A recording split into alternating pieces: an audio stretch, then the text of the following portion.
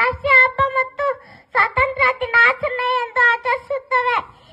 ಮುಂದೆ ನಮ್ಮ ದೇಶವನ್ನು ಬ್ರಿಟಿಷರು ಆಳುತ್ತಿದ್ದರು. 1947 ಆಗಸ್ಟ್ 15ರಂದು ನಮ್ಮ ದೇಶದ ನಾಯಕರಾದ ಮಹಾತ್ಮ ಗಾಂಧೀಜಿ, ನೆಹರು, ಸುಭಾಷ್ ಚಂದ್ರ ಬೋಸ್, ಕಿತ್ತೂರಾಣಿ ಚೆನ್ನಮ್ಮ, ಬೆಳವಡಿ ಮಲ್ಲಮ್ಮ, ಝಾನ್ಸಿ ರಾಣಿ ಲಕ್ಷ್ಮೀಬಾಯಿ ಇನ್ನು ಮುಂತಾದವರು ಬ್ರಿಟಿಷರ ವಿರುದ್ಧ ಹೋರಾಡಿ ಸ್ವಾತಂತ್ರ್ಯ ತಂದು ಕೊಟ್ಟಿದ್ದಾರೆ. ಹಿಂದಿನ ಮಕ್ಕಳಾದ ನಾವು ನಾಳಿನ ನಾಯಕರು. ಇದನ್ನು ಉಳಿಸಿ ಬೆಳೆಸಿಕೊಂಡು ಹೋಗೋಣ ಎಂದು ಹೇಳಿ ನನ್ನ ಚಿಕ್ಕ ಭಾಷಣಕ್ಕೆ ವಿರಾಮ ನೀಡುತ್ತೇನೆ. ಜೈ ಹಿಂದ್, ಜೈ ಭಾರತ್ ಮಾತೆ.